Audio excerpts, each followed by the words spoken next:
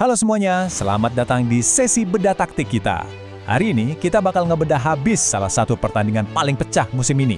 Sebuah laga yang bisa dibilang sebagai masterclass taktik murni.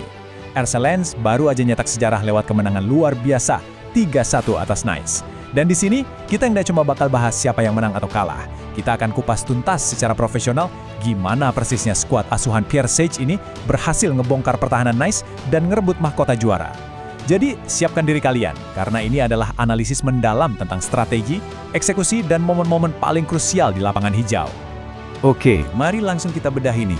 1998. Coba bayangin beban sejarah dari angka itu. Tahun 1998 adalah terakhir kalinya RC Lens ngangkat trofi mayor waktu mereka menangin Liga 1. Selama lebih dari 2 dekade teman-teman, para pendukung Lens ini cuma bisa berharap dan nunggu. Jadi pas masuk ke laga final kemarin, tekanan di pundak para pemain itu bukan cuma soal main 90 menit, tapi soal gimana mutusin rantai puasa gelar selama puluhan tahun. Makanya, ngelihat apa yang terjadi semalam, wajar banget kalau para analis dan penyedia data dengan sangat pas menyebut situasi ini sebagai Lens in Dreamland, alias Lens lagi ada di alam mimpi. Ini tuh bukan sekedar kemenangan biasa, ini benar-benar pelepasan emosi yang luar biasa gede setelah puluhan tahun nunggu. Sebuah mimpi yang akhirnya kejadian dengan cara yang paling spektakuler. Kita masuk ke bagian pertama, sejarah baru buat RC Lens. Ini momen emas di mana skuad Pierre Sage sukses ngukir nama mereka, ngamanin trofi Coupe de France pertama dalam sejarah klub.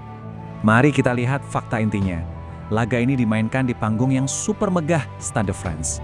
Final Coupe de France yang mempertemukan RC Lens dan OGC Nice ini berakhir dengan skor telak 3-1 buat Lens. Biasanya kan, kalau main di stadion dengan atmosfer sebesar ini, tim cenderung main aman ya. Tapi apa yang kita lihat dari kedua tim kemarin sama sekali jauh dari kata hati-hati.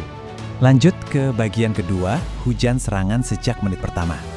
Kalau kalian mikir final itu biasanya berjalan lambat dan kedua tim saling raba kekuatan dulu, wah, kalian salah besar. Laga ini benar-benar eksplosif, persis setelah peluit panjang dibunyikan. Coba deh perhatiin chaos di menit-menit awal ini. Benar-benar pertarungan taktik yang kebuka lebar. Alan Saint-Maximin dari Nice tuh nyaris banget nyetak gol waktu tendangannya ngebentur atap jaring. Terus, ada miskomunikasi fatal banget di lini belakang antara Malang Sarr dan Ismail Logano yang bikin Elie Wahi dari Lens bisa ngelepasin tembakan jarak dekat meski akhirnya melambung di atas mistar. Bahkan, Saint-Maximin sempat punya peluang lain yang harus disapu bersih tepat di garis gawang. Jual beli serangannya luar biasa gila sebelum ada satu gol pun yang tercipta.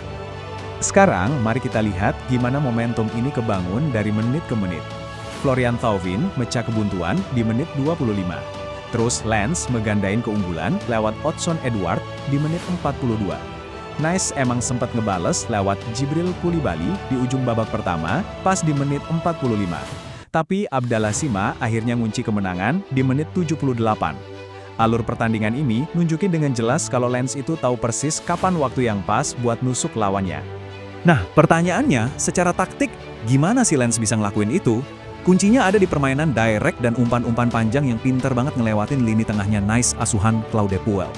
Gol pertama itu awalnya dari kiper Robin Reeser yang lepasin umpan panjang super akurat ke Matteo Udol yang kemudian ngasih umpan tarik mematikan. Terus gol penutup, lagi-lagi dari skema umpan jauh, kali ini dari Malang Sarr, di mana bola pantulan dari Dante tanpa sengaja buka ruang lebar buat Sima nyetak gol. Ini bukan hoki ya teman-teman, ini murni skema taktik buat narik dan meregangkan formasi lawan. Tentu aja, ngejalanin taktik direct play kayak gini butuh pemain dengan visi dan kualitas kelas atas di sepertiga akhir lapangan. Dan itu bawa kita ke bagian ketiga, masterclass Florian Thauvin.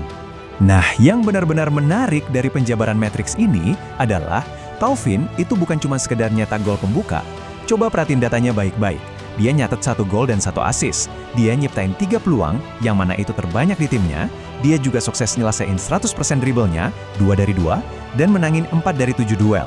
Angka-angka ini jadi bukti telak kalau dia beroperasi sebagai mesin taktik sentral yang benar-benar mendominasi area permainan.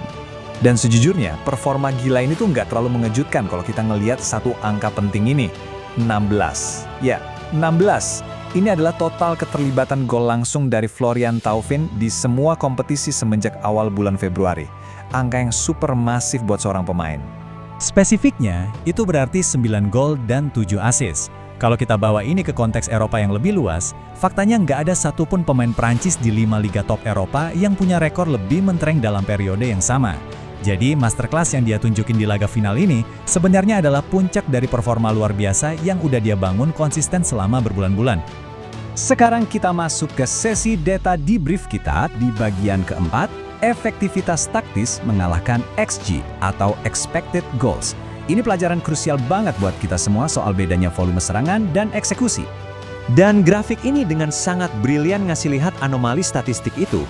Meskipun Lens menang meyakinkan dengan selisih 3-1, data expected goals alias rasio harapan golnya sebenarnya justru didominasi sama Nice.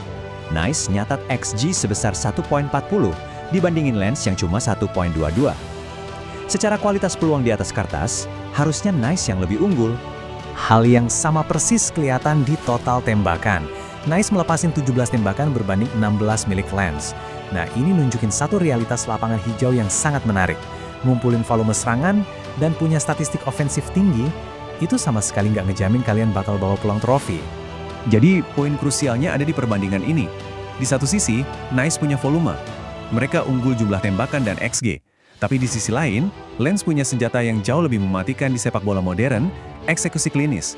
Penyelesaian akhir mereka itu benar-benar dingin, tanpa ampun. Mereka manfaatin setiap momen transisi dan umpan panjang dengan presisi yang mutlak. Dan ya, itulah yang bikin mereka menangi laga final. Kemenangan taktis ini ngebawa kita ke sebuah refleksi. Bagian kelima, akhir sebuah penantian. Mari kita turunin sedikit ritmenya dan ngerenungin makna kultural dan emosional dari pencapaian ini buat klub, dan pastinya para pendukung setia mereka. Sejarah Lens di ajang Coupe de France ini penuh banget sama cerita patah hati. Coba kalian lihat lini masa ini. Mereka nyampe ke final di tahun 1948, tapi kalah.